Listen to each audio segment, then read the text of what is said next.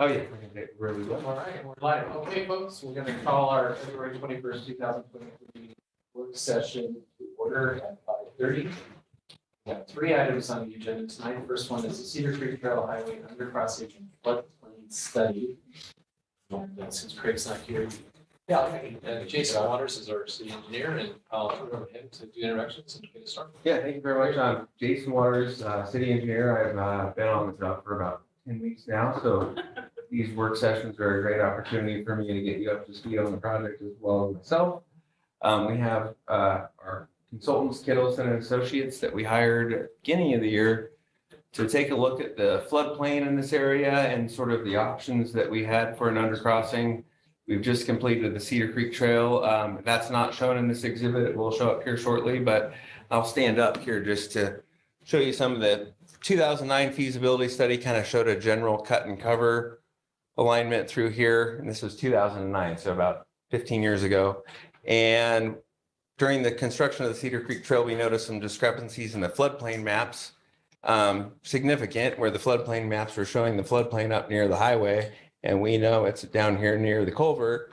So I was estimating about 7 feet off on our floodplain map. So didn't impact our Cedar Creek Trail Regional Trail project, but I knew it could impact our future undercrossing. And so that's why we hired the consultants here to kind of analyze the floodplain elevations and see what our options are. Another thing we ran into during the regional trail construction is that ODOT's got some outfalls here that aren't really not in manholes. It's kind of pouring into the Hey, I hate to interrupt you. Yeah. Whoever was moving the mouse, could you do that again and show me where he's pointing? Yep. Perfect. Perfect. Thank you. Thank you. Counselor. Yes. For the remote viewers, yes, right here in this area where I'm moving my hand. ODOT's going to be doing some outfall improvements there. So it kind of ruled out the 2009 feasibility study to put a cut and cover tunnel. I think the feasibility study showed. What's an outfall?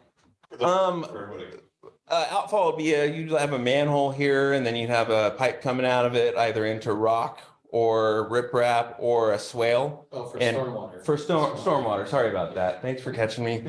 So ODOT's outfalls are kind of uncontrolled in this area, so they're obviously going to be using up that area. So we can't put a cut and cover tunnel, and that's why we hired the consultants here to see. ODOT would not consider relocating the outfall? They really don't have a choice. This is the low point, and that's where it's going to flow. Excellent. So the options we had here, what we're If we doing. raise the road, it's no longer the low point. Correct. And it will cost very much a significant amount of money to do that. So while we were looking at the trail, we noticed the floodplain did extend over here into the condominiums. So we started kind of evaluating whether we could put an undercrossing on this side. So that's what we hired the consultants for, and they're gonna kind of go over our floodplain evaluation, and we've come up with 3 options for the undercrossing, and one of them will be the previous studied crossing. One will be more of a stream restoration option, and a third option of tucked up into the hill a little bit here.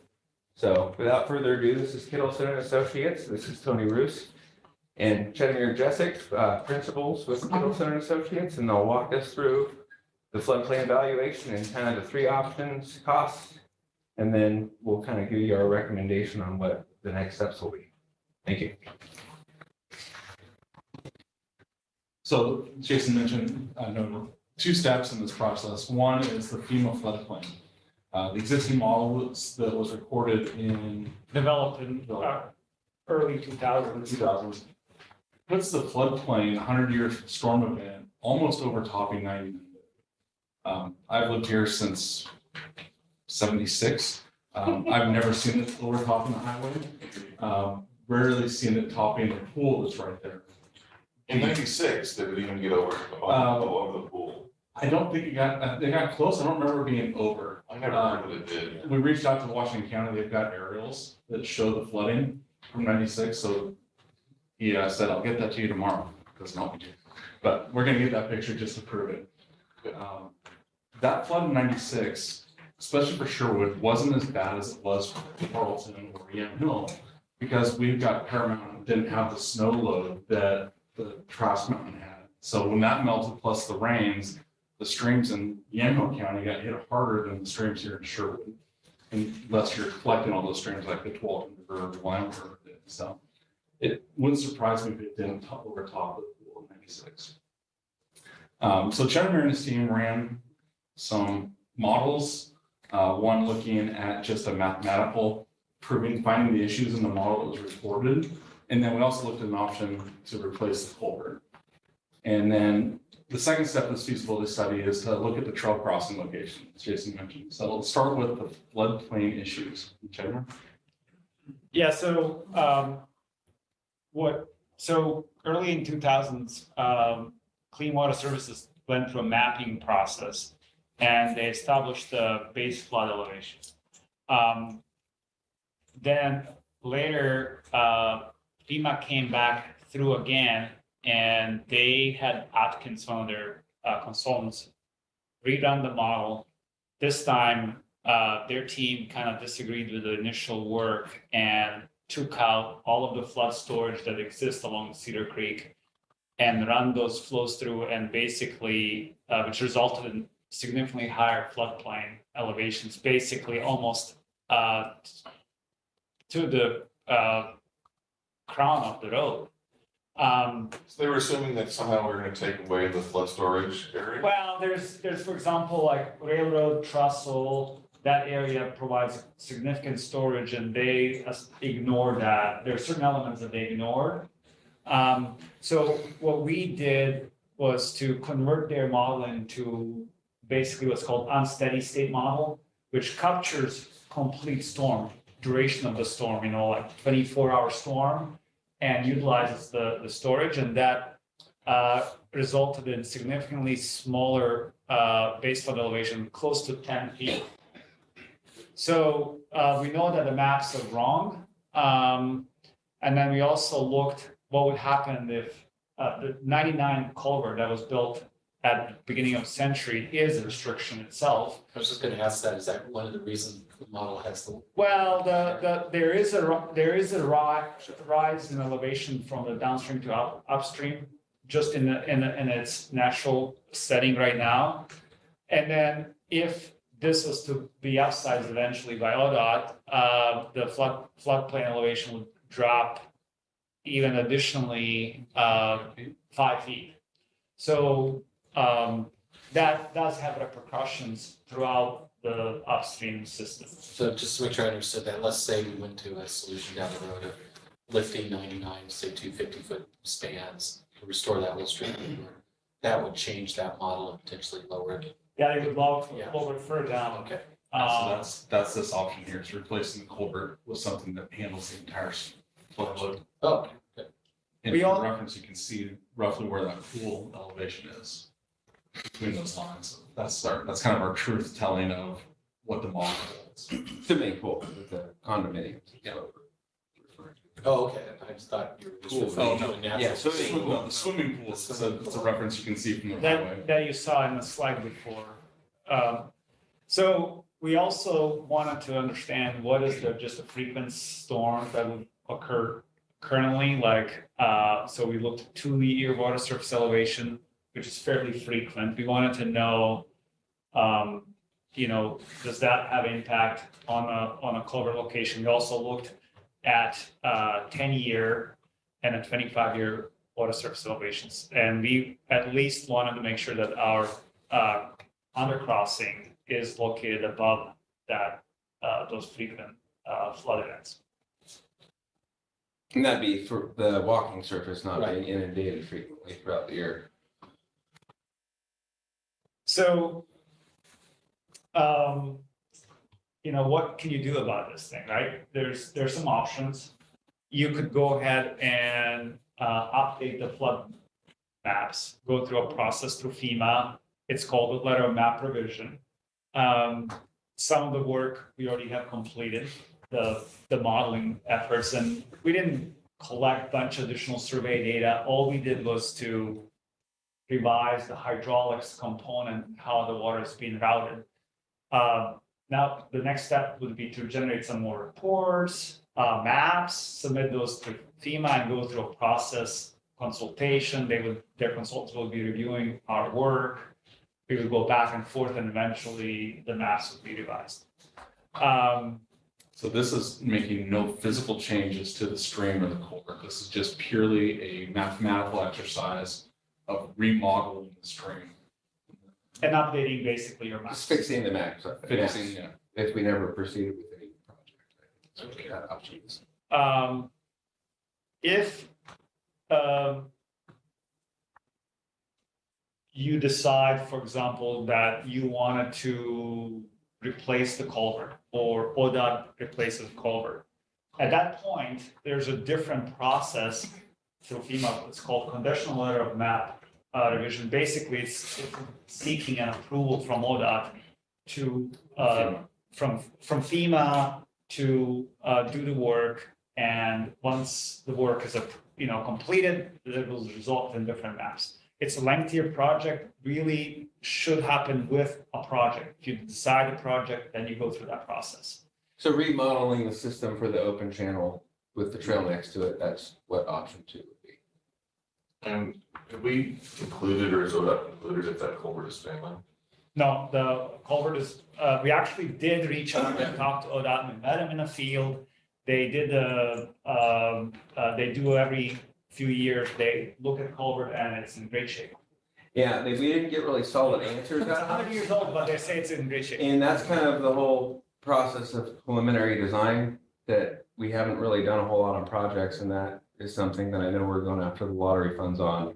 That kind of snuffs out whether we need to do it or not, and I think that's what we're gonna conclude. That's where we would be engaging, We'll keep- ODOT presenting and here. all that sort of stuff.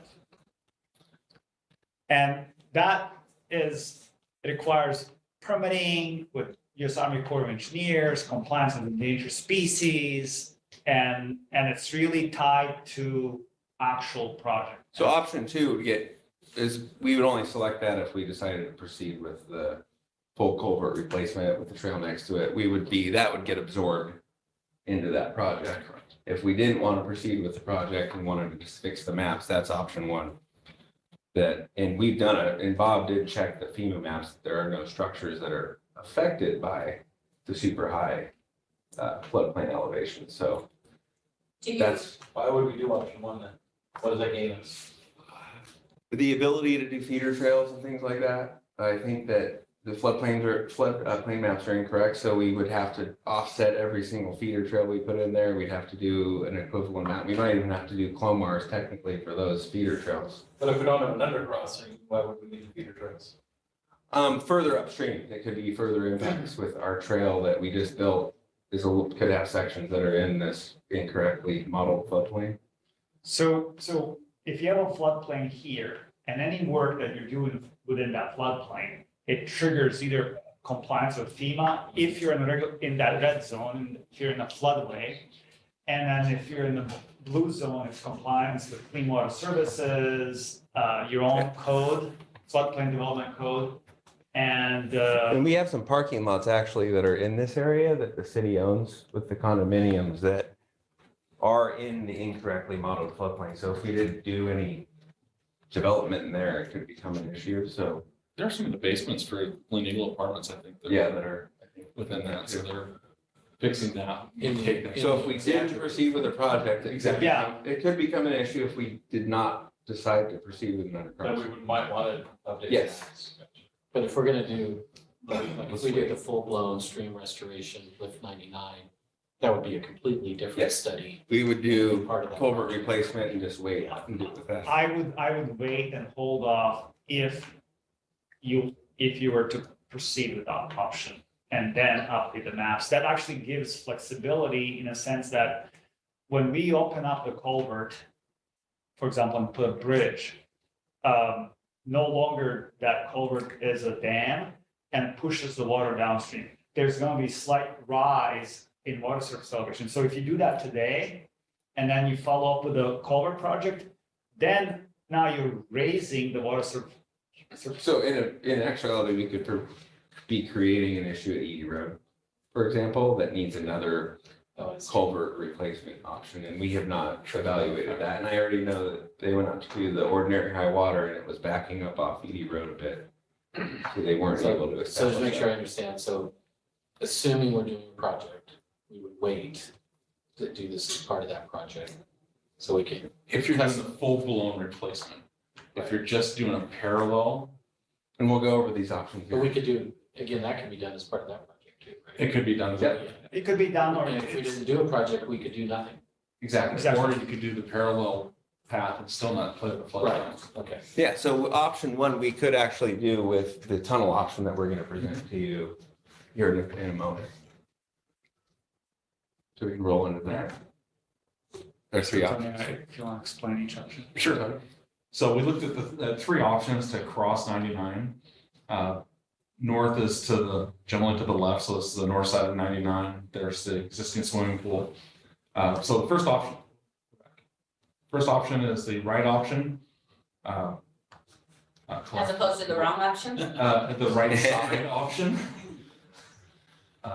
Starboard, the starboard North option. option. How's that? Condos option. The north option? Okay. Yeah, we'll see the same as my station, north, Yeah, middle, south. north, middle, south there on this page. So north option peels off right before the boardwalk starts on the existing trail that was just finished and goes past the pool and crosses 99. And none of the options, we didn't study any of the trail connections on the north side of 99. Figure that's a follow-on project. That routing has to be determined. I think it'll be helpful with the conversation where this goes, but There was some work done on potential route of the trail. yeah. And I think a lot of it was on this north side of the creek or the east side of the creek. Then we have the middle option. We looked at this as a cut and cover culvert project, not a bridge project, just to see if it was even feasible. Talking to the vendors that do the precast structures. What's a cut? Can you? Cut and cover is we dig a big hole, put a culvert in the ground and then fill it back and repave it. Okay. Versus a bridge where you just dig all the dirt out and then span it. Yeah, and I had about a year ago presented to council president and the mayor a bridge option, and this basically is similar to that. It's a 40-foot prefabricated structure that gets laid in there, so it really does look, if you put them side by side, it looks like two bridges going over. I'm pretty sure I'm clear on this, but I'll make sure everyone's clear on this. You say bridge, but it's underground. So this is It would all be underground. over the highway, even though you're calling it a. Under, yeah, the highway Thank and top you, 'cause surface, I yes. wasn't clear on that. Sorry about that, yeah, bridge over the creek. Yeah, Okay. the options that you're looking are strictly below ground solution. Yeah, Okay. okay. So we have one solution that's both the north and south are just these 14-foot wide, culverts. 12-foot tall box culverts that just basically get It's a shut tunnel. under. For pedestrians and bikes only. The middle option though, because of the creek and because of the span we'd have to open, the amount of cover that the amount of fill that we have, go back to the profile view here. Our culvert would be in this general area. Shows up there somewhere else, but So to be clear, when you refer to the middle one, it's the gray one. so Is this gray, is that gray thing where your hand is right there? that gray, so that would be the pedestrian tunnel. So due to the middle, it's actually two side-by-side structures. Because we can't do a big enough culvert to encapsulate both the stream and the head crossing. Do you have any? So I'm just not confused So- what the so middle option is it's- right now. It's shown right here. So the middle option here, so this is your right side That doesn't option. do any- This That doesn't do any good. Okay. This is a wasted page. Can you go back to the overhead again? So where is the middle option on this? Yeah, that's. This is the middle option right there. That is okay. For the trail, and then the creek would go through right here. And what's, So where's the southern option then? The southern option is right next to the middle option. Okay. And you're not, so Gotcha. just for clarity, the north option doesn't touch the existing culvert. The south option doesn't touch the existing culvert. Your middle option suggests you replace the existing culvert and you do a pedestrian culvert. but Correct. the middle option Thank you. is just two culverts, one for people and one for the stream. 1%, Yes. correct. And that has to do with constraints of these precast structures that, we could go under that route of. And the reason selecting these options are rapid construction methods. So we could stage in such a way that we're closing one southbound and moving traffic to the median, and then doing the work, and then, Piece it together. and piece it together in stages. The bridge would also be staged, but what would happen with a bridge option? So wait. None of the north, middle, or south are bridges, these are all. Yeah, these are all All free cap speed. So let's stick with culverts, I'm with you, before we go to something Councilman else, on that one, yeah. if I may be so bold here. Yeah, So two with the, tunnels, open channel option, yes. with the north option and the south option, again, this is all a little Greek to me. What happens to the stream? We've only talked about the stream with that middle option. Stream stays where it is. Stays where it's This is the existing culvert that's almost, I think, Jennifer said 100 years old. at. Okay. That ODOT says is fine in the maintenance Mhm. discussions with them. 100 years old. Yeah, And so what is the argument behind the middle option with the two culverts? That comes down to the color of money. So depending on your funding source, you get to build this. So there's more than just that, I mean, certainly there's costs. But again, what is the rest of the argument of why you spend more money on the middle option? That's the fish and wildlife. It's fish passage, it's red-legged frogs and newts and Right, so I'm making you say these things publicly, because that's, What are the benefits of the middle as opposed to the north and south? and it really depends on where your funding comes from, of what requirements for fish passage and environmental. so like if, Yes, in theory, if Metro believes that this is a critical opportunity to improve habitat restoration, and that they would contribute dollars to help do that, then you need, then of culvert options, it's middle or. right, and we will never snuff that out unless we do that preliminary design phase where we start getting their feedback and involvement from Metro. I don't think we'll get to the bottom of it until we, do that. Because part of the conversations we're having is we're looking at funding sources. There's boxes you check, right? Stream restoration, wildlife passage, safe passage for our kids getting to and from school and all those types of things. So I think Keith is trying to get to is what boxes did that center option check? Like, would it check the wildlife passage? It would check everything.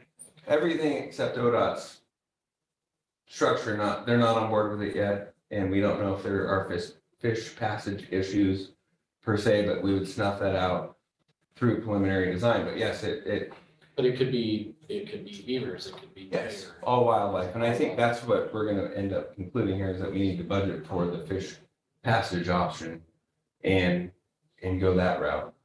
And what for the middle option, wildlife / stream culvert, what is the size of that So potentially? at minimum, just to accommodate the stream, we need about 35-foot wide structure.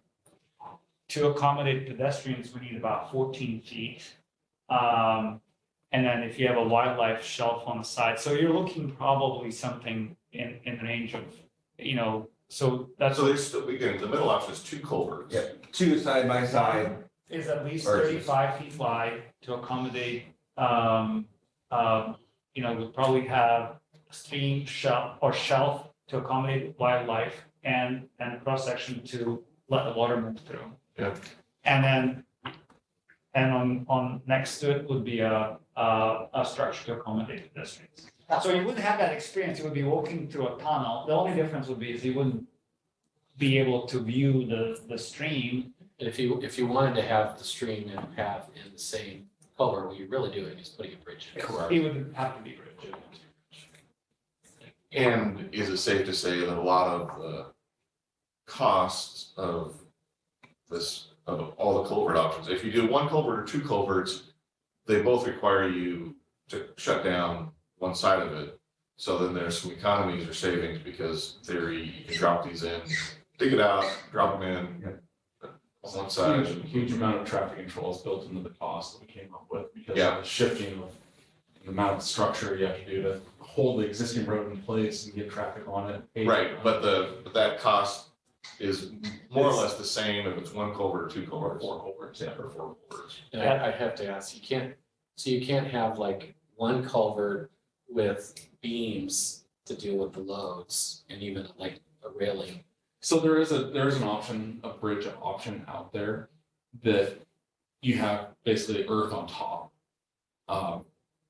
By the time you have to dig out to get to the bottom, it's more effective just to go with a straight bridge than try to rebury it to have a shallow structure. And we don't have a rendering of two side-by-side culverts, but we can get one sent out if we needed to, just to show you what it would look like. I think that would be helpful, and we don't have it in the presentation. The one just advantage or disadvantage, let's say, and Tony probably it will just show you some costs, but if you were to do a bridge versus a tunnel, culvert, whatever you want to call it, it's going to be continuous all the way through the section, so it's going to be lit and He's dark. talking this. Versus if you're doing a bridge, the median will be probably open, so you will have a daylight penetrate all the way through. And you have that. And natural- that's kind of where I'm going, because, there's that safety aspect, it's open, it's more lit, it's more visible. One of my project managers told me today that tunnels are not preferred by women because there's a fear factor of not knowing what's on the other side. Right.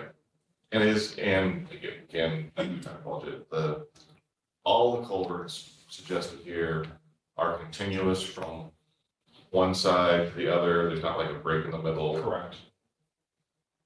Yeah, there's no way to slope those down without significant retaining walls to provide that. I'm just making you say, I mean, they would meet without standards, they would be light and all those things, if they would meet the safe, requirements and stuff, but it would be just. We'd still evaluate that with the preliminary design phase, by guaranteeing that if we're gonna spend the lottery money, or if we get that for preliminary design, we're gonna look at girders, spans, they're gonna make us go through the whole. It's all part of our type, size, and location. This is just very preliminary. Yes, Kicking ideas around. Just want to hear what the council's thoughts are. we can get, you wanna get to the cost on it and get us wrapped up here in the next 4 minutes.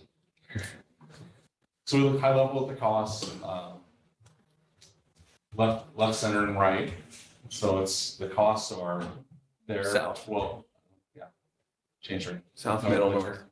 Anywhere from 8.35 million to a $20 million crossing. So, having gone through this with our other bridge. all is it in cost. All in, That you're is, taking into account, that we may Construction. not start this for 5 years, and our construction costs increase, reserves. all so of this that. has a 40% contingency built into it, which should allow for, I can't guarantee construction costs aren't gonna explode higher than they already have, but I'm pretty comfortable with that. It should fall within a 5-year window. So I need to classes. What's the far right? Oh, that's timeline. Timeline. Okay, so overall cost, that's every penny if you're to do it when? Construction right of way engineering in the next 5 years. $23. 20, As with an allowance. center option is the double culvert. Center option is a double culvert. Ballparking for a bridge, probably another $4 or $5 million above this. If we did a bridge. If you did a bridge. Yeah, that's better. So, just to conclude next steps, I think what I'm hearing is we want to hold off on doing the floodplain redo until that's on a project and get the preliminary design into the budget. But Move just, forward with it. So just Just answer the what- presentation. Yeah. just one quick question for staff though. Is there any other reason we need to do this FEMA study now? Okay, I just want to make sure there was not another project. And I think that was the takeaway from this work session, that heading in here 2 days ago, I was thinking you needed to do the FEMA redo on the maps right away, but I think we have clear direction that we need to Let's get figure out what our project Yeah. is like first. an actual preliminary design, and when we've got projects in the wetlands and trees, that's the stage we have to introduce that preliminary design phase. Kim, you have any? Doug, you good? Only if we can figure out how to put big, huge skylights above the. Yeah. Solar. Get this setting down into those very But for dark. now, zones. long-term budget, I think we're gonna go with the open channel option for our, 5-10 years plan now. Yeah, and I get, I know we're refining those overall numbers, but those are numbers we want to start Yeah. sharing with our lobbyists, our federal team, all the different parties that may give us money, so. There is, Start working on that. there, like federal funding, for example, for fish passage and culverts. There's a lot of stuff, that's available out there, but like you said, making sure that your product can check off as many check boxes. And please provide comments if you want to see other exhibits related. So I do have a question. Yeah, so if you do go with the north option there, is there no additional culvert for the stream that is going through? It is only that top one? Just that one. It's the existing. The existing one though, the existing one stays. Yeah. Yes, correct. Okay, but so do we not get the wildlife throughput and all that other stuff that we're hoping to do? No, you And arguably harder to get the money even though it's a smaller. Right, that's what I was thinking. Okay, all right, thank you. Dan, did you have anything? Keith, I know you already spoke your mind. What are we being asked for, like, which option we prefer, like, I didn't. Well, I think Right, we're understand the waiting answer. until we understand. Okay. But we can, more than welcome to share which option you like. I think what we're. None of these. None of it. You like the bridge, the girder Yeah. open? Gotcha. Yeah. It's the point that people made that I think if we talk to women and moms, dads, Some dads. some dads, they would prefer the much more open, visible space. If we could communicate with animals, I suspect animals probably would prefer that as well. Coyotes for sure. The dark tunnel does concern me. I'd say like I imagine like walking across a bridge underneath the road bridge, right? It's like it's open, you can see the wildlife, you can interact with it. It's a much better experience. Obviously, it's a cost factor involved, but like from But a if it's- desirability if it's- standpoint, that's what I would pick. Yeah, if it's literally 5 million more. 20% more, Worth it, yeah. That's a no-brainer. Okay. Good And feedback. then that will also depend, cost depend on the span, we would want to optimize the span and, really try to accommodate all those uses. Figure out what's the most effective span and, that would have impact on cost. and to circle back on, sorry, did you say that there is the potential that if we make a much bigger thing for the stream and remove the dam element, that we then could negatively impact? It's, so right now, you have water surface elevation, let's say at 10 feet here, at 15 feet upstream, just for purposes. When you open up, that will come down and will slightly increase the water surface.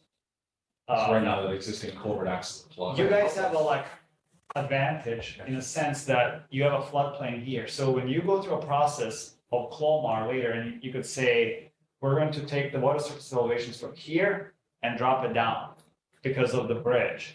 And it will go through and you're lowering the water surface elevations and it complies with FEMA and it's a much easier sell to FEMA.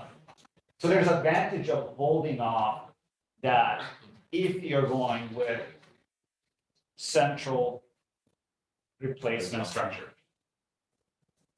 Whatever that be, culverts, bridges, whatever that option is. So bottom line, if we open it up, it lowers the risk. To Edie, Having downstream. to Edie, the Edie culvert, If you go with either what we showed, the big culvert that we designed for lowering the water surface elevation or the bridge, the effect will be essentially same in terms of the floodplain benefit. But does it? He's saying there's more water gonna flow through Are we the, gonna have a problem in Edie? is it gonna raise the water? at the- I don't think, we're talking maybe like, inches? I'm assuming the answer is no, but that's why I'm asking the question. You're correct. The answer is no, the Edie Road culvert wouldn't be impacted. It would not be overtopped. It would not be over Raise it top by portion of an this today. The amount of water, additional water would flow. We're is not gonna still- create an additional problem. If there's no problem there today, you're not gonna create that. Perfect. And our model includes all those structures. right? I just thought, yeah, possible, for sure. Sorry about that. And then I just want to add for people that might be listening to this, because it sounds like we're casually throwing around millions of dollars. You know, our goal here is to go out and get money from the state, the county, and the federal government to do these projects. This is not about taxing our citizens. No, and I think we're following the correct process too by the Federal Highway Administration preliminary design is an actual phase that is intended to snuff this out in with public involvement. So Right. we're actually doing it right this time Yeah. versus Yep. assuming things on our own that I have no idea. I'm not a fish expert. I don't speak for Metro. Yeah. That's for sure. Yeah, and I just mentioned that because I had people approach me about our other bridge, thinking that we were going to raise our tax rates. And that's not cool. Awesome. Did you have more? Well, Dan. go ahead. Besides Edie Road, are there any other impacts downstream for this? No. Did you guys have something? No? All right, thank you so Thanks much so guys much. for coming today. It's awesome. Appreciate the work. Awesome. All right, Thank you. Important step in the process. Long process. Yeah, okay.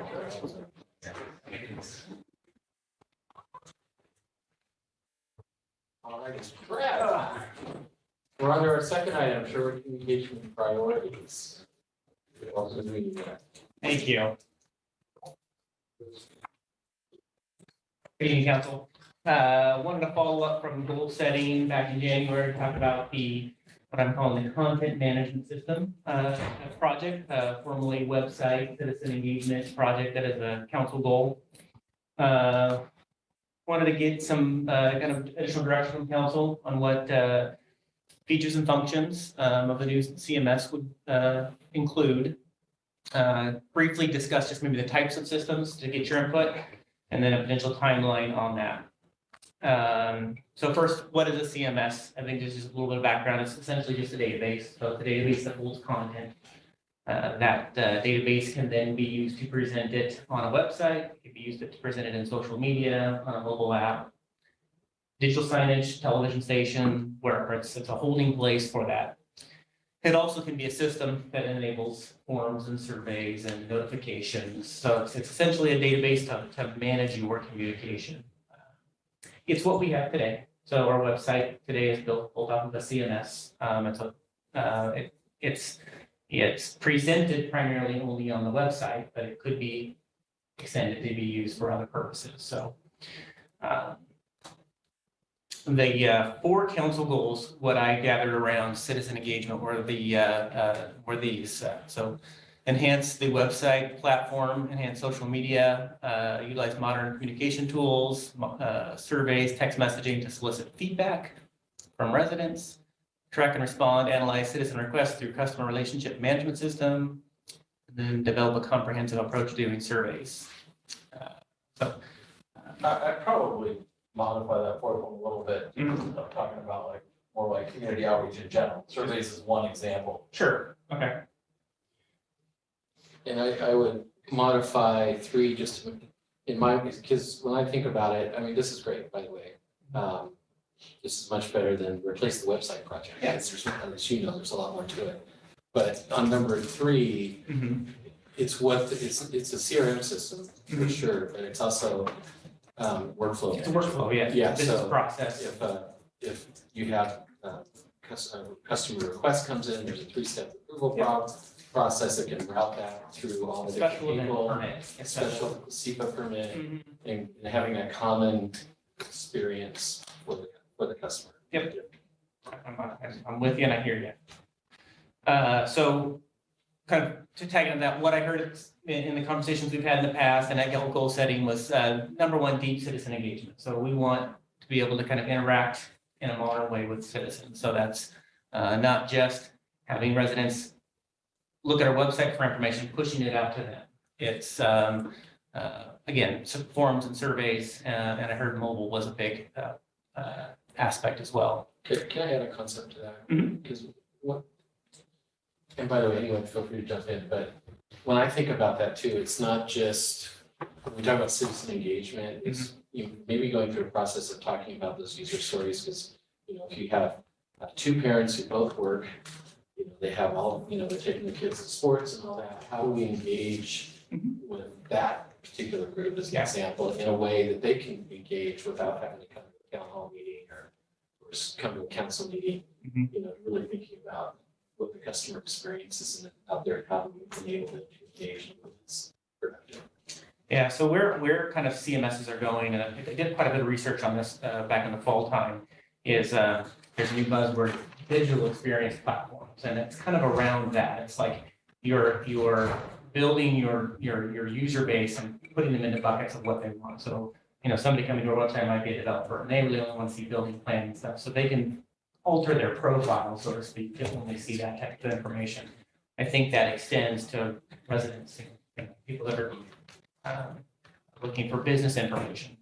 Taylor, you have a question? Yeah, I was just gonna say, a lot of this is in profile management or some sort of subscription, right? I want to subscribe to city athletic events or cultural art events or, you know, things like that. So I don't know if you want to add that in here, because there's like a calendaring / notification. I mean, it's part of the notifications, but it's also about, you know, the meetings and the service projects and, you know, the activities that are happening and things like that. So I'd love to have that on there somewhere. And then, and frankly, being able to change your experience based upon your preferences is important too. So that's why I you know, if I'm going to add things to this, I would add some sort of a profile or user story or user profile or something like that so that it's just another way to engage with our users. And you'll see when I talk about the phasing, I think that's one of the big keys in this, you know, RFP or statement of work that we develop, is that building a end user portal, so to speak, so you can actually log in and set those notification preferences, you know, eventually see all of your submissions. The kind of the profiling piece is really kind of new. I don't know that I've seen much of it in government yet, but when I did look into it on the commercial side, it's definitely out there. I think it's going to get expensive. It's going to get expensive because it is pretty new. Yeah, well, and frankly, the other thing though that I don't totally see on here is a way for, you know, if we wanted to offer local ways for our businesses to, you know, advertise services, or, you know, again, this has got to be something, an opt-in, something or other. But if Mud Puddles is running a local special, I would want to know. Sure. Good feedback. What was that? I don't really want to do other people's advertising for them. No, but this is, in fact, this might even be a funding model where we pair with the Chamber of Commerce or something, and they're paying for it, but we're pushing local. Again, it could be a certain part of the app that has, you know, the ability to surface that, again, to help our local businesses who are not savvy enough to have social advertising, whatever, but it also kind of makes a carrot for Bruce to push out for companies to say, hey, and you can advertise in our city app. Yeah. I'm not, I think, I have all sorts of constraints. I think. Well, let's talk about it.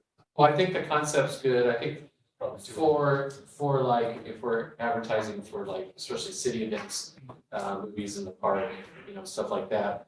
I think we need to have a conversation with council about, are we gonna let third parties advertise on it? And I think where I'm going here too is I'm just trying to There's a legal problem. Our attorney is saying, has something to say. Yeah, there's some First Amendment implications to this that we can talk through. Some pretty robust policies. We might have some place. don't let That's correct. Well, I think that the goal here for me is to scope out a system that can be expanded to whatever we want to do. You know, ideally, we buy a platform that can grow with us for 10, 20 years, and yes, we're changing things that we built into it to do more capabilities, but the core is capable of doing all of these. So, One last thing, from my thoughts on this too, is it would be great to have a system that the end user, like a department head or someone who's assigned in a department, can configure forms and workflows, so we're not in a situation where everything becomes an IT project. It should be self-serve, obviously we're gonna approve stuff, but we don't want something where we have to have one of our IT guys. having to do that. That's just training, most of that stuff is all capable, yeah, we need to make sure. I assume this is gonna be included in anything again, but I mentioned, any webpage has to be responsive. Whatever the current version of responsive is. Yes, that's a big question to talk about too, is, is a responsive website, a web page good enough, or do we want to go down that mobile app route? And that's probably a 2 or 3 fiscal year project down the road, but.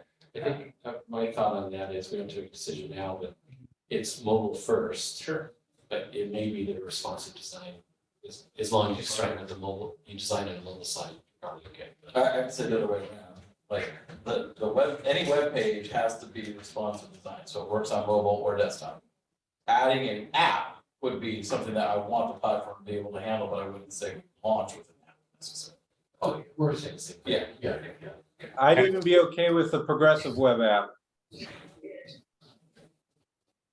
Is this what you were talking about, you and I were talking Yeah, about? progressive web app, it would look like an app on the phone, and it would have the push notifications, but it would have the unified code base, so you wouldn't have to have an Apple and an Android one.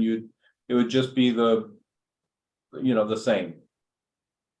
Yeah, so it's not like I think I've seen those before, where essentially the user would still download an app in the app store, but it's essentially a wrapper around a website. Yeah, and it's the way that, like, I want to say Starbucks, their app is now a progressive web app. Uber's is a progressive web app. So the fact that we don't have an app already allows us to leapfrog that and just go directly to progressive web apps. And I'd say if we do go the route of having a web app, it has to be something that's part, like, we don't want to have to. We don't want to develop custom ourselves, yeah, I completely agree. So that's part of the package. Yeah. And I just want to be with that, when I said mobile first, I was not talking about technology. I was talking about 80% of people just use their mobile device. Yes, we did a study in Sherwood Broadband, and it was about 57-43, I think. People hitting our website on mobile, so I think that's only increasing. So real quick to get through this so I can get the rest of the slides. So obviously integration with backend systems is going to be important, including the e-commerce. That's a big project with lots of work around that, but that's what I heard we wanted to get towards. And then basically just improve navigation and search and web design of the web page. What kind of started this whole discussion. Anything else? I would just echo my 5-year call. Any of the back end, like all the stuff has to be automated. Right? They can't go into somebody's inbox that they have to now go Exactly. enter it, right? It all has to just flow. And then I would say all that that workflow kind of stuff that happens in the back end has to be able to, it doesn't, we can't have it segmented department by department by department. Right? It needs to be flexible. So if we have a billing question, it can go to anybody can answer. It doesn't have to go to the utility building versus the other building, right? Things like that. You're talking about like with requests, support requests come in that multiple people can see them, multiple people can respond to them. I just want to make sure we're not siloing ourselves. Sure. I guess is the way to say it. Okay. Any of our backend processes, so that we can evolve over time into flexing if we need to be, or departments change and organizations change, and we're not like, oh, now we got to reinvent the wheel because. But a really good example would be paying for something. Yeah. Being able to pay for your water bill and a permit at the same time, That one to 2 desks. without going to do this. Two places. Without going to any desk. 'cause Or Right. going to any desk, but Right. that it's one organization, Yes. one bill. One bill, one organization, one payment portal. Okay. Why are you smirking? I was just talking about Amazon Prime being able to do that. They've set the bar. It's not a cool, nice to have anymore. It's expected. So I kind of see two routes moving forward, and I know this is getting a little bit more into the specifics of what kind of system we buy, but the reason I ask this is, there are companies out there that will provide you kind of an out-of-the-box solution. They already have a forms tool, they have a mobile app, they have a survey tool, they'll build you a really nice website, but it's gonna be their system, and it's gonna have some limitations that come with it. It probably will come with a little bit higher costs long-term, but it's probably the quickest to deploy. And if council wants to move fast on this and get something out fast, that's probably the route to go. It comes with some potential side effects of that. You know, the other option is engaging a consulting firm or a developer to go develop what we consider an open platform CMS to meet all these needs. And the benefit you get there is you get to kind of pick and choose the survey tool you like, the forms tool you like, the one that meets exactly our needs. It's what I talk a lot about in the city is about buying best of breed. So Are you talking about just an integrator that helps you pick the best tools for each? potentially, it's like, Civic Plus is a company that builds websites, then they build mobile apps and they build all these things and they've got a prescribed path to get you there. But it's their system, and if that's the only one, it might be very rigid and if we want to do something out of the box with it. Whereas if you went to any one of the WordPress or Drupal developers, they would develop a WordPress site for you and all of the bolt-ons, they would go into the community and find one of the hundreds of surveying tools that are out there and help you pick the one that works best for you. So there's just pros and cons to both, and both of them have exactly just that. Are you looking for feedback tonight or just thinking about it for now? It's, I think, thinking about it. It's really like, it really comes down to how fast we want to go on it and how integrated do we want it to be? Because we can go buy a survey tool today that has a mobile app and we can start doing surveys, in a couple months. And it would be its own thing. It would be its own website, it would be its own app. And we, No. I don't want a piecemeal solution. Nope. so, and the out-of-the-box solutions can do that. It's just you get a little bit more rigid with them because they have to develop a product that they can support that's on, maybe 1,000 different cities. There are some out-of-the-box platforms that kind of integrate all the stuff you're They are, talking right? about. And I'll use our website developer as an example. So small That we're company not gonna use again. that they started out as a small shop out of Lake Oswego, and every city around us uses them, and they still do. And they Does were, Beaverton use them? huh? Does Beaverton use them? Beaverton, I think, has their own developer, but Wilsonville, Newburgh, Tiger, Tualatin, Westland, and they were great. And we all kind of, the director said they were one of the best vendors. They were small, they were quick, you picked them up at the call, and they called. And if we wanted a forms tool, they would tell you, here's 5 that we've used. We like this one because it does this, and this one. Well, they've been bought out a couple times, and as with most things kind of deteriorate a little bit. But the company they're with now does, big city websites and has lots of new capabilities now. They might still be able to give you kind of that hybrid where they've got a prescribed set of apps, so to speak, and allow you to kind of tweak them a little bit. But I'm just really, like I said, the reason for this slide and the next one is really to kind of go over what I see as the pros and cons of just buying something that's kind of a pre-made, out of the box system. So quicker to deploy, likely the implementation is a little bit lower, but they're going to probably ding you on a higher ongoing cost because you're using all of their potentially surveys and forms and notification tool. Open platform usually has a longer deployment depending on the scope. So if we said we wanted you to do all of these things, there's a little bit more configuration involved in that. But like I said, we now get to go say, I want a survey tool that includes an analytics engine. And that analytics engine allows us to slice and dice data a little bit differently than the very basic survey tool that the open or the out-of-the-box solution we have.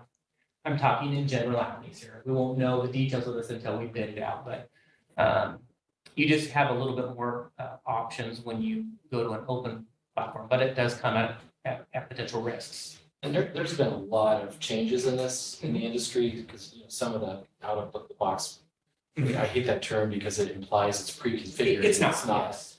You can still configure it, and the ability for them to flex and be adaptable is great. My concern with the big picture is out of the box will solve 80% of your problems.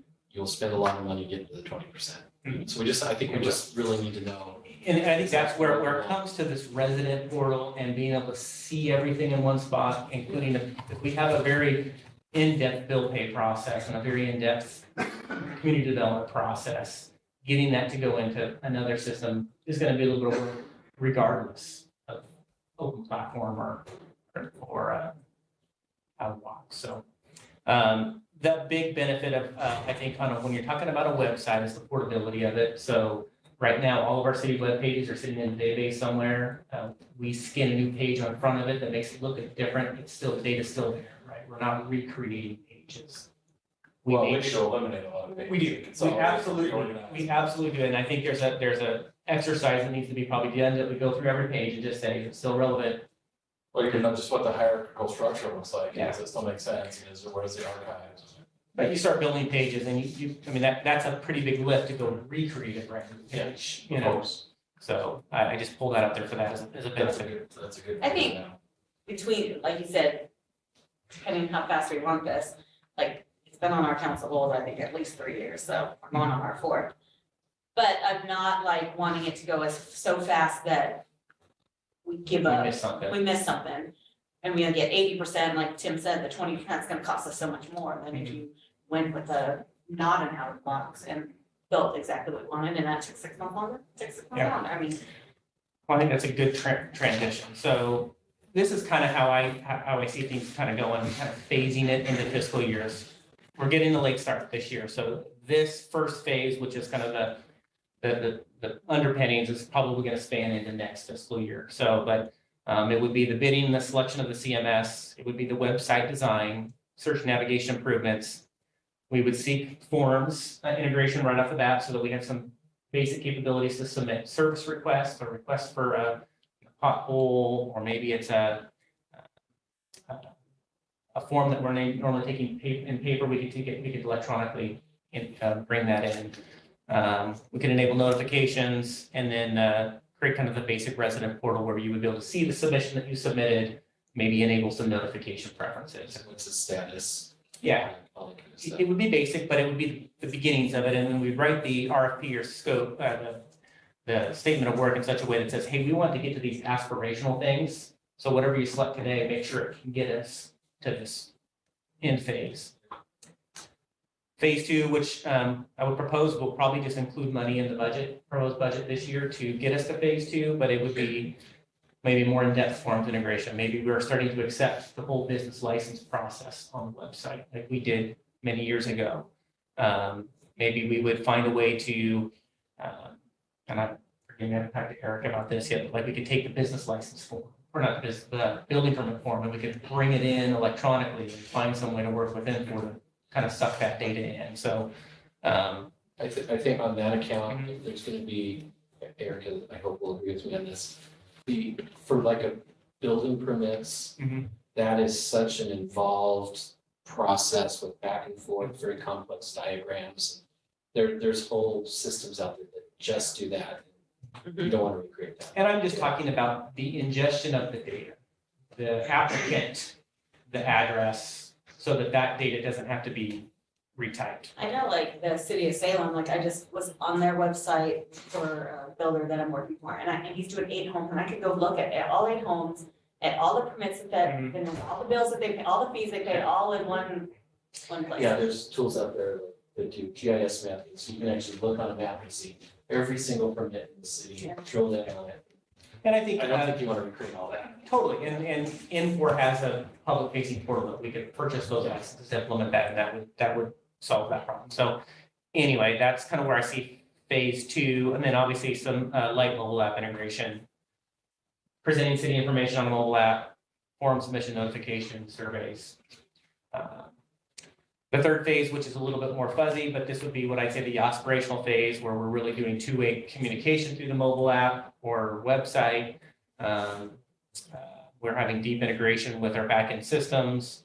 The digital signage is an interesting one. You know, we create all this content. You know, we've got signs in city buildings. There's nothing stopping us from putting signs in parks at some point to where this content can then be pushed out closer to the neighbors. So can I just make a suggestion? Have you done any analysis of what the most frequent ask is, not just coming in on the website, Mhm. but coming into the city and maybe think about our priorities in terms of what to roll out to match that demand. You know, and, are there things, like, is there a paper process that's chewing up a lot of customer time that's highly repetitive and simple that maybe is the first form we do? Absolutely. That's You know, just to get some wins with the public, as opposed to more of a functional, we're gonna do this function, this function, this function. You know, what are some key things that we can get a lot of traction with? Yeah, we definitely have analytics on what pages are hit highest, and I haven't looked at those in a while, but those. But you might even have a paper process today Mhm. that's driving, or a walk-in process that's driving Sure. staff nuts, that they're, that we can automate, get some wins. Yeah. I kind of wonder, I mean, bill pay seems like, why would, if we could accelerate that higher up, earlier in the timeline versus phase 3, seems like there's opportunity there. I mean, it runs a bit more complex with the integration arguments, doesn't it? Yeah, I think that's. Why couldn't There's a lot that of be a work. phase 2 item? Yeah. It's just, that requires pulling that out of the current system, and there's a little bit of back-end work, a lot of back-end work on that, but definitely doable, and I think whatever we buy should have the capability to have some sort of an e-commerce portal, so if it's business licenses, or if it's accounts receivable, like, maybe there's a way for us to like ingest accounts receivable and vendors can pay online. So, Yeah, it's that analysis of, where can we get some data? I know I've purchased a lot of business licenses lately, but they're all for cities in California. They all seem to use some sort of same software. It's the same application, same process to go through at the It end. looks the same. It all looks the same. Yeah. I'm gonna look. Like, yeah, I'm or gonna a look. pilot project Yeah. maybe. Yeah. So next steps for me is just compiling information from this work session, develop a statement of work or an RFP. My hope would be to bid it in April with award in May, and then hopefully get started in June. That's still pretty. For the RFP, do you need to know whether you want the out of box or this, or can you get bids looking at both? If you're open to both, I think I just write the RFP in such a way that I look at both. But if we know we want something that's very specific to Sherwood, that's tightly integrated, I'd probably lead with an open system. Taylor? Oh, you can finish your comment. I think I bet. Okay, I was just gonna say, do we want to have a smaller work group or a subcommittee on this to review this or to help with the RFP? Passionate about it? Taylor, Tim, Doug. I don't mean, No. That's who I nominate. Yeah, I'd be fine being on it. Taylor would be great. Is there someone else? I'd rather not do it. I want too many things over. Damn. I get, do we feel that's, Is it We this need close it. and dumb necessary? question, is that a need? I'm happy to take a stab at it and send it to you all, and you can tell me if I missed the mark or hit the mark or I'm close to the mark. Whatever you would like, I'm happy to. Do you want to work with Taylor a little Yeah. bit on that? Sure. Okay. Yeah, I feel like on this, we gotta get some weighted shortest job first, so we gotta get some quick wins with that long vision, right? So I just have some comments about your phases particularly, but I'll be happy to look at the RFP. Sounds good. That's all I have. Do you have strong preference for either one of those two? I put my project manager hat on and wanting to get through projects. I just say, let's just get something quick and get it done. But the IT director in me says I want to look to the future, so. Open system. I think probably, but I think the RFP will tell us a lot.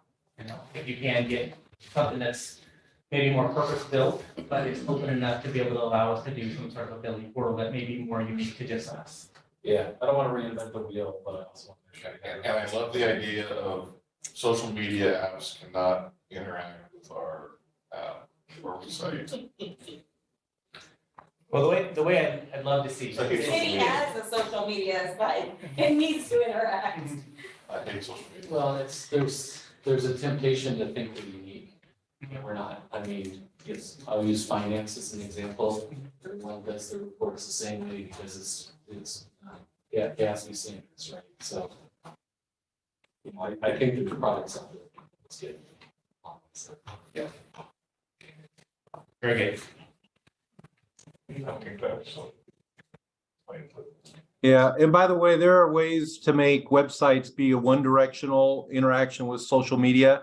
So we could push announcements from the city to our social media pages, but we don't allow comments or things like that potentially if that's what we want to do. Awesome. Great, thank you. All right, thank you, Brad. All right, we got one item left on our agenda today, and that is talking about 5-year forecasts and how we take a look at this. Okay, very good. Yeah, so tonight I was asked to talk a little bit about the 5-year forecast and also discuss our fund balance policy. So I'm going to start out with the fund balance policy. Back in 2010, we talked about it, or there was a resolution passed of keeping at least a fund balance of at least 10% of fund revenue with an increase of about 1.5% a year to try to get up to 20%. That was the goal. Then in 2016, additional resolution was passed and the verbiage was changed a little bit to maintain an unrestricted fund balance of at least 10% of fund revenue and strive to maintain 20%. And I know when we've prepared those budgets, we've, you know, for that upcoming fiscal year, we're always striving to hit that 20% mark. And lately we've been hitting in the 40s. But it was suggested, and I wanted to get everyone's thoughts at this table before I were to bring any kind of resolution in front of City Council to update the fund balance policy, just to say that we're going to maintain an unrestricted fund balance of at least 20%. And to be clear, we're talking about in terms of a 5-year forecast. No, the fund balance is in terms of the following. It's really the budget. But at any point in the forecast, we don't want to drop below that. Yeah, I mean, we strive not to. Because like right now, I'm just saying this out there, if we said it's 20%, we'd be like, wow, we got millions of dollars, let's go spend it. You know, obviously, we're not going to do that, right? So it's more, in my mind, this is more about future planning, right? I mean, you're gonna look at the forecast through that lens, right? If your goal is to have 20% at the end of it, you know, for every fiscal year, and your 5-year forecast shows you falling way below it, then obviously that's There should be a probably conversation right. about budget. But like, this makes sense to me that the goal would be, what are we tracking to be at the end of this fiscal year? This fiscal year, we're actually just going through, we just kicked off budget season beginning of February. We'll get our projections from departments in by mid-March. So I'm gonna kind of know by mid-end of March where we think we're gonna end at June 30th. I can tell you now that last year when we prepared the 5-year forecast, I think we said we're gonna end up about 41%, where the general fund came in at $879,000 more than what we thought. Now, some of that is some of the public works projects where it was the chiller, it was the roof, some of the roof was from that project. So we're gonna end over 20%, is what I'm hearing to say. Yes. Okay, thank you. So what, I know the answer, I'll ask the question. What are the advantages of having a healthy reserve? It gives you more flexibility in the future. It allows you to look at a lot more options than, say, a jurisdiction that is a little more restricted in their funds. If you Gives us better bond rating when borrow. yes. So it's a healthy financial situation. If, what is the typical amount we need in reserves so that we don't have to borrow money internally or from an external source to pay the bills till we get property tax dollars, roughly? It's about 20% or so. Yeah, I'd say roughly about 20%. It gives us that flexibility. If you want to say float the dollars until that November property tax revenue goes rolling. That's when we see our first tax turn. So when I saw this today, I talked to David about it, and I talked to Pete, I thought, gosh, are we really tying the hands of our city manager if we go into uncertain times that we've had to dip into the past.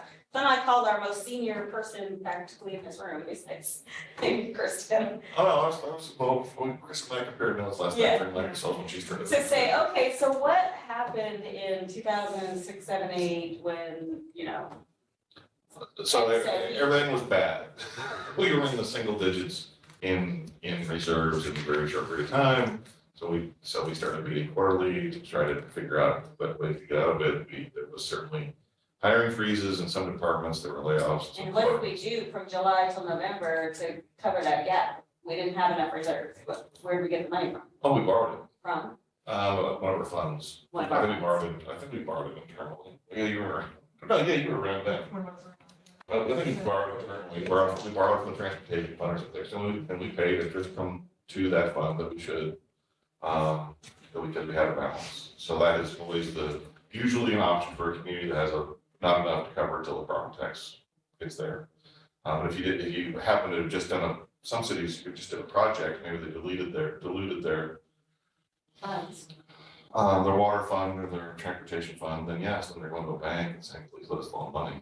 And I think we had done that in the past with US Bank, when US Bank was our bank even earlier, because in the 80s, we were a poor community, for sure. They did not have a lot of funds. So healthy reserve, I mean, I would love to always see 30-40% reserve, just so that we. Well, in my mind, you have reserves for a couple of reasons. There's the benefits of your bond ratings, all that. You have a reserve so you can cover your operations until your property taxes dollars come in, which is important. Because for those listening, that's November, December, when we start to see that coming in. So from July 1st, we have to pay our bills. Yeah, but there's other revenues. There's other but- revenues, but property taxes are a big chunk of that. But the other reason is you have reserves for emergencies. So it's not, if we have healthy reserve, like we did at the beginning of the pandemic, we were able to go out and offer almost $500,000 of grant programs to our businesses. With zero expectation, you're gonna get any of it back. With zero expectation, we're gonna get it back. And we didn't have to go get a loan, we didn't have to wait for the CARES money, we just did it. So having those reserves also gives us some options. So my feedback is I'm in favor of the change to suggested budget. And as easily as we're making this change, if we ever got to a point where we're in tighter times, we could say, change this to say 18%. Oh, yeah, it's only valid until the council changes it. Right, You know, a council in 6 months can change it to 30, or they can change it to 10, just take 4 votes. There's a little known federal act called the Balanced Budget Act that I think was put in place in the 1970s. And every budget bill says this bill does not have to comply with the Balanced Budget Act. So to Keith's point, we have that option. And couldn't we just, on the budget committee, pass a budget that took us below the threshold anyway? Like, that was the force of, like, as it says, we strive to maintain, it doesn't say you must maintain or you have to maintain. No, this one says the city will maintain. Okay.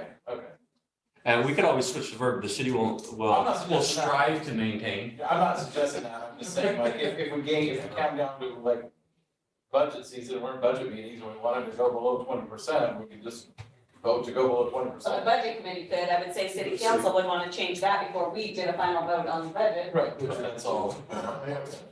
Yeah. That's all true. And the one thing I just have to remind the city council, what we're talking about here, though, this fund balance policy pertains to the upcoming budget, the budget we're actually preparing.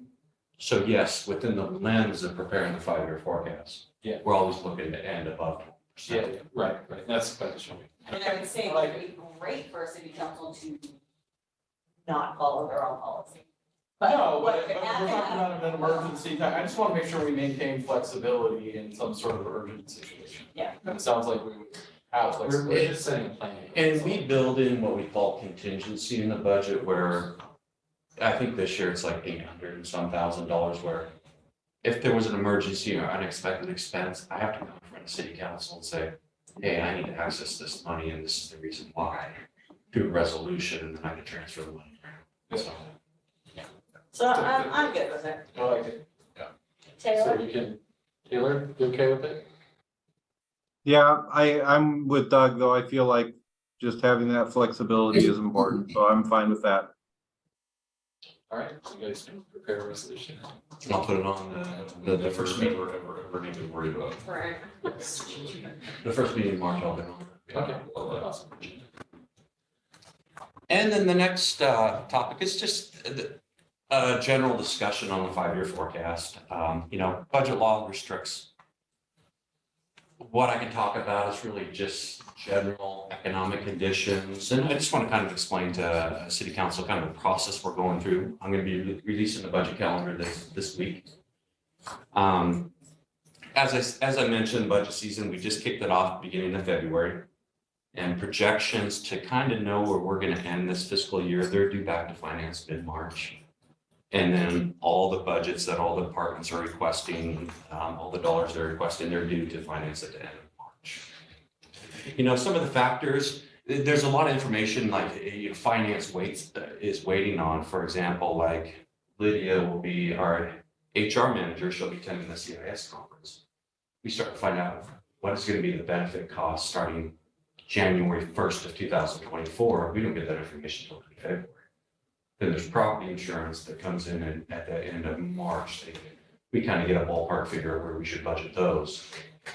And then Craig down at Public Works Director, they do a great job preparing a 5-year forecast on fleet replacement, equipment replacement, all the maintenance costs.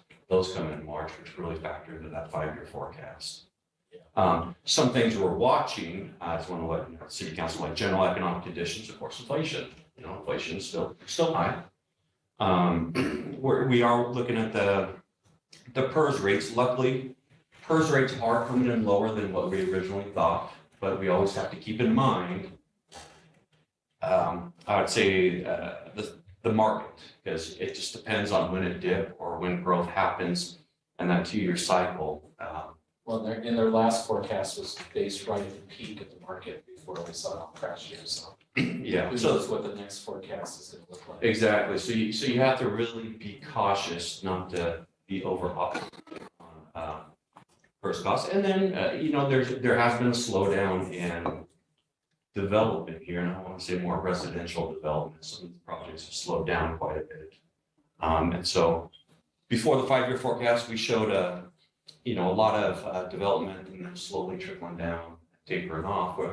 Well, now we might have to look at, okay, what about a U shape? We're dropping off a little bit, but how long is it going to take us to recover? When are those interest rates going to bounce back more favorable to homeowners? Or at least just general conditions calm, so people have the confidence to move forward. There's this whole, people are still under shock, I think. Yeah.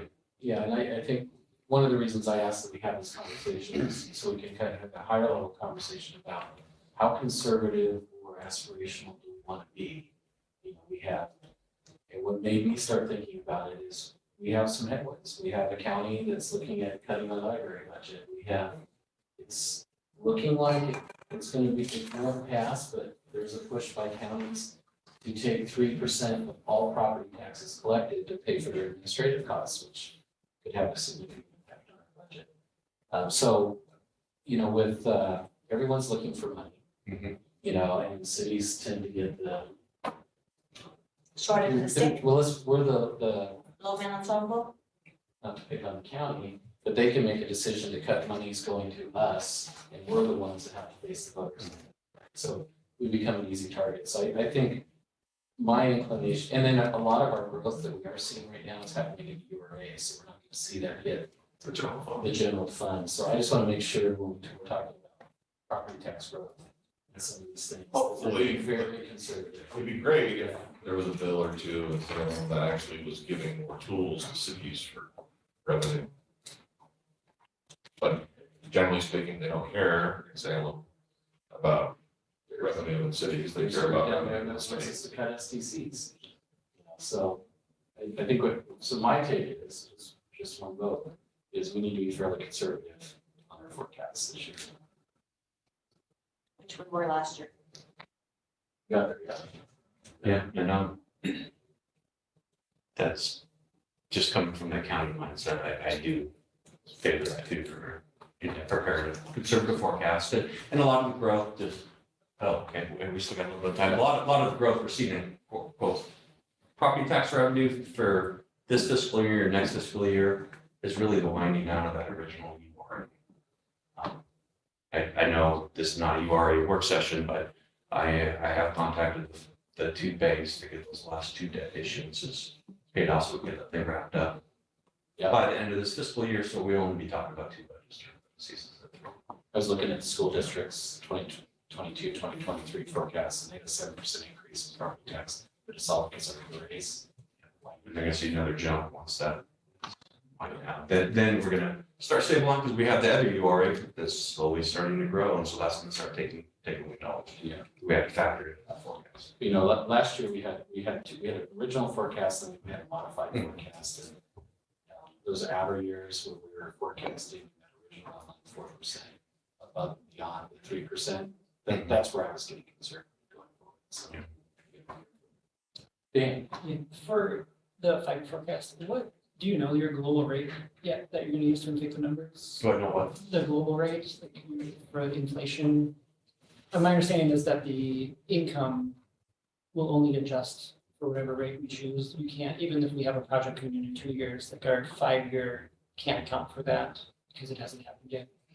Yeah, so, we're talking just about the general fund here, which, to be honest, doesn't have a lot of capital projects, or we're not talking about a lot of the capital projects, and in terms of whether it's inflation, COLAs, those are set by union contracts. Those are set at 4%, I think, for the next 2 years, roughly 4%. and those have to be built into the new forecast. Yeah, well, actually, we use 4%. We use 4%. All Oh, the we way have through other stuff in this agreements, yeah. Yeah, there was some, So, so.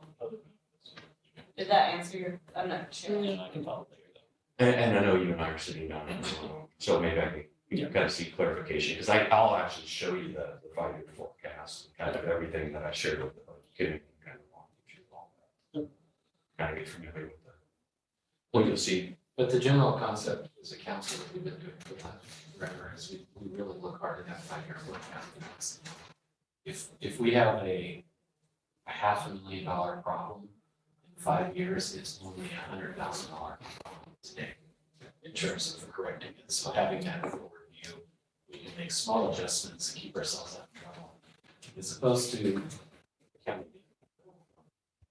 And one thing, I know, Dan, you're new to city council. Yeah, I came from Plaquemines County, where as I was leaving there, they were having a lot of deferred maintenance issues, we're talking millions of dollars. One thing I appreciated about this city is they kept up on buildings and everything. And Because we have a great CIP, or we have a great maintenance plan. you got a great, Probably you got a share. great public works department having it. So yeah, they, Slurry seals that we do that extend the life of the roads and. and that all dates back 15 years, when we're going through hell, we gotta count all this stuff, we need to have a plan, we need to be smart about this. and so we built in all that maintenance of the 5-year forecast. I know some of it, because of COVID, had been delayed, but it's still built in our forecast. So we're not delaying any maintenance to get ourselves in trouble. And that's not just the general fund, even in the water fund. Yeah. A little piece of your water bill goes toward all those future expansions. That's why we're able to do those projects without increasing fees. Yeah, big picture, long-term thinking, as much as possible is really important. So to recap, I know we're kind of running out of time. I'll get a resolution from the city council on that first meeting in March on the fund balance policy. And in terms of the 5-year forecast, we will be conservative. What do you think of a first blush of 5-year forecast? I know I'm updating the current forecast. That was based off of last year's. That'll be done tomorrow. It would be sometime in April, once I get all the information from departments. Don't know quite. A little early yet.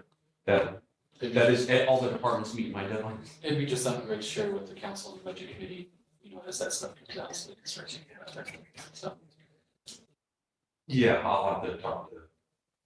Yeah. He's got to be a little careful on public meetings. Awesome. Anything else? Mayor?